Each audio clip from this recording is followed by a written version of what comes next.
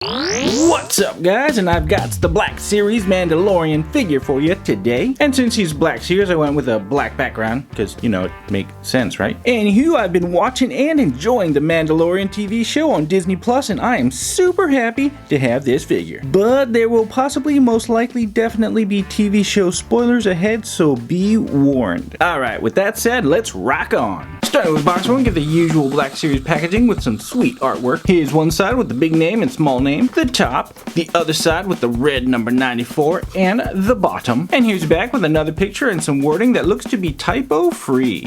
And there he is, guys, out of the package, and woohoo, I like it. I like it a lot. So let's go and take a closer look. And starting with the head, we get an awesome sculpt that looks just like the TV show. They even got a good paint job on it that gives it that nice shimmer too. Whew, look at that. The only thing though is I don't really like this painted on rust because it's like that's not what it looks like in the show, so it's probably based on early concept design, but meh, I might repaint it. Oh, and a heads up, if you have the option to choose from multiple figures, make sure you take a close look at the chin because that has a tendency to be warped. And moving into the body, we get a pretty nice sculpt also. I love the armor detail, and the cloth could have some more detailing to it. Actually, I think there is. I just need to give it a black wash. Never done that before, but I think I might try for him. Now, his cape here is removable without having to remove the head, and I'll show you how to do that right now because it kind of gets in the way for reviewing. I find it best if you whip it around to the front so that that back portion goes onto his chin there. It gives it a nice little gap, and then you just kind of finagle it up like so, and then get the back portion on the back there,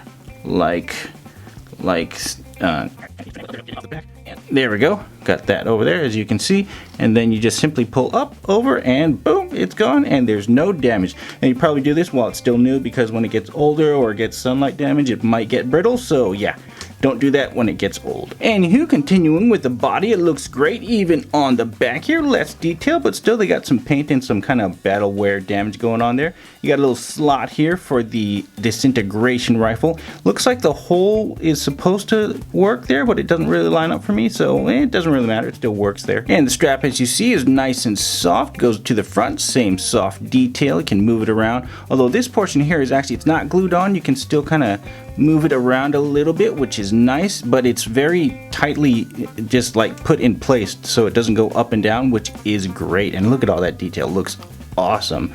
Really like the detail on this. And his gun holster here, his blaster holster, has a little strap here so you can actually kind of pop it down there. You gotta work with it to get it in though, just like that, and then when you got it, it's just like that, looking pretty awesome. Mine's a little curved though, that's weird, but whatever. And the arms look pretty awesome as well, nicely detailed with some cloth wrinkling, and then his little piece right here that's constantly getting damaged. I don't know how he's repairing it in the field. And then this side right here, we got the old shoulder piece there, not the new Beskar. I have a feeling they're gonna make another Mandalorian that has the Beskar armor. But a nice thing about these shoulder pieces is they're actually soft. They're glued on to a single point right down there, as you can see. I don't want to pull too much so it doesn't pop off. It's actually right here, and the good thing about that is you can actually just kind of move the arm like so, get lots of range, and it just bends out of the way for you, which is awesome. Although if you're going to display for long term, I wouldn't do that because just watch, when I put it back, see how it's kind of popped, well,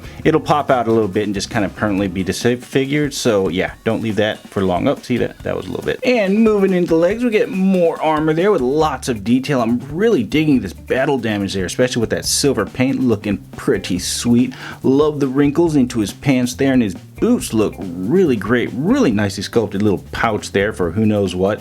And then you got the little disintegration ammo shells right there, which, man, if you've seen episode 2, whew, that rifle is the bejizzles. And here's the bottom of the Fayette with Lego jumbo and peg holes. Oh, and here's a closer look at the cape here. Got some nice texturing, as you can see there, both inside and out, and a little kind of frayness on the bottom, which is nice and super soft. And for articulation land, his head is actually double jointed. It's jointed right up there and right at the neck there, so it gives it a lot of range. You got down there, up, and then you got side here like so, and then just all the way around. His head can move, and his head also does the usual spinning. And the arm does the usual spinning as well, and the shoulders, as you saw, go up very high thanks to that nice soft armor up there. And the elbow rotates in a full circle and has a single joint, but it has that deep cut, so it goes up quite high, a little bit past 90. And the hand also spins and does the flappy double. And his waist is on a ball joint, gives him some nice side to side and back and forward. And it looks like the strap doesn't really hinder him very much at all,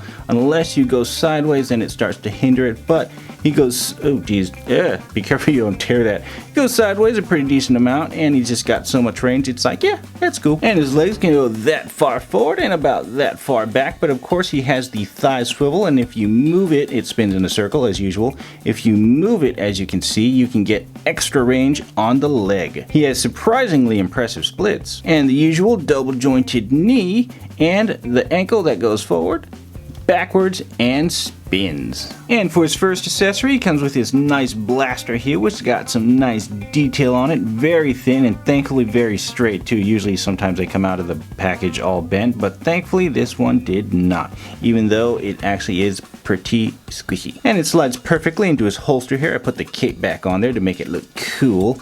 Pop that there, get the blaster pistol, slide that in, and voila. I always love it when the pistols just slide into little holsters, especially when they do it perfectly. It's just, oh, I love it. I don't know why, it's just really just satisfying and stuff like that.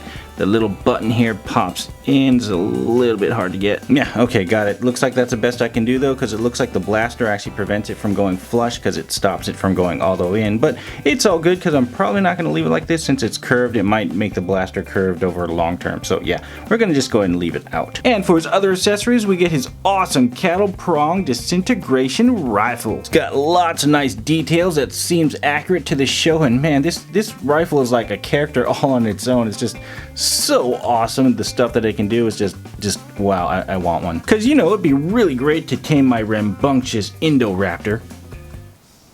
Bad dino. And here he is, wielding his rifle, ready to prong or disintegrate whoever you choose, especially those pesky little Jawas. Man, those things are just bleh. Quick word of warning though, the brown from the rifle butt will actually rub off onto the yellow here, and the yellow from the hand will rub off onto the rifle butt here, which just happened. So that's just... what? And here he is holding his blaster, which is most likely going to be the way I display him. And of course, don't forget the little rifle here can peg right into that hole like so. Just like that. Just kind of finagle that in there. Mine doesn't have the best hold, but it holds well enough. Just don't touch it. And that's what he looks like. Looking pretty sweet. Actually, you know what? This might be how I display him. But it pops off, so...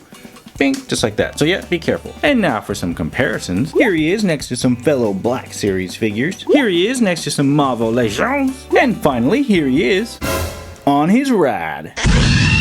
Well guys, overall I really like this figure, which is fitting because I really like the show. Except for some parts of episode 2, because he seemed very unfitting to his reputation in that episode. But there's still plenty more coming, and as long as they don't go all full Last Jedi on him, I'll be happy. But seriously, Star Wars hasn't felt this fresh since Rogue One. Hopefully they keep it up. Anywho dudes, as always, thanks for joining me on another review, and until the next time, I'll catch you guys in the next video.